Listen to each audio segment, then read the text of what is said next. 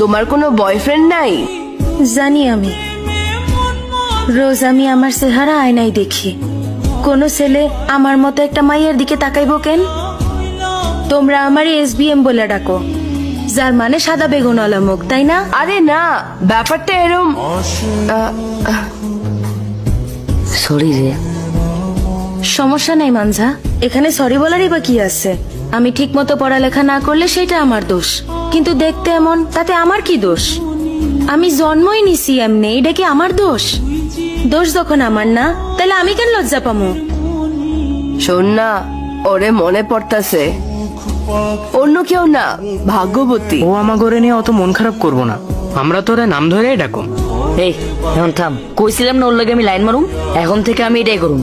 এই মানঝা, ভাগ্যবতী জোড়াটা সুন্দর হলো না?